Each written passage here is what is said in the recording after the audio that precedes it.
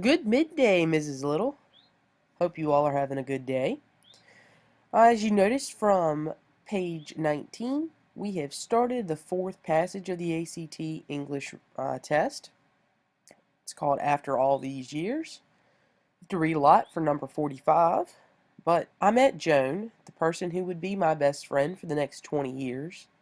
The first morning I played outside my family's New California home. I was 5 years old. We became inseparable childhood friends, and we remained close, even though we attended different high schools and colleges. I hope that you saw that sentence had no grammatical errors in it, and so the answer you marked should have been A, no change. Number 46, which of the following alternatives to the underlined portion would not be acceptable? Joan enjoyed jogging and painting cityscapes. I loved hiking trips and writing. Right, so we know we have two complete sentences and we need to join them. As of right now, it is correct, period, separating the two independent clauses into two distinct sentences. All right, we can go to F, painting cityscapes, comma, while I loved hiking trips and writing. That is correct because it has kept the first independent clause independent, but changed the second to a subordinate clause. So that is an acceptable alternative. In G, we replace the period with a semicolon. Again, we have two independent thoughts, but we can join them with a semicolon into one complete sentence, so that is okay.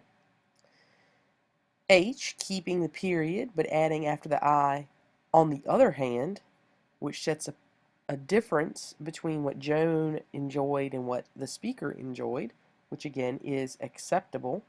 And then we have J. Joan enjoyed jogging and painting cityscapes. I loved hiking trips and writing.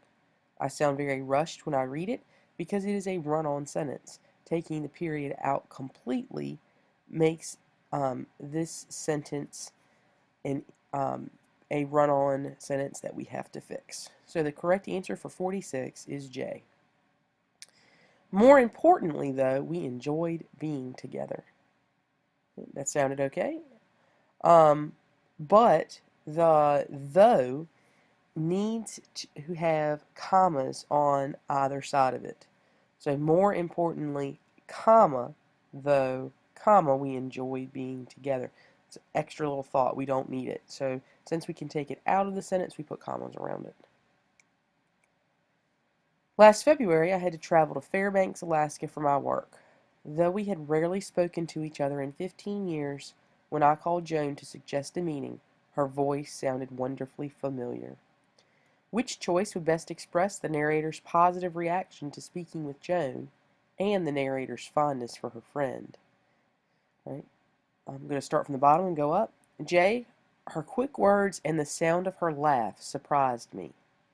Okay, that doesn't have anything to do with fondness, so I hope you did not mark J. H, she told me that she immediately recognized my voice. Again, that doesn't show fondness, so, and positive reaction. And G, she said that she would rearrange her schedule so that we could meet. Again, doesn't really show fondness. All right, so our correct answer is F, no change. Her voice sounded wonderfully familiar.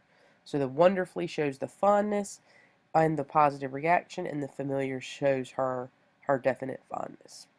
All right, I hope you have a great rest of the day. Here's our recap for page 19, 45A, 46J, 47C, and 48F. Thanks.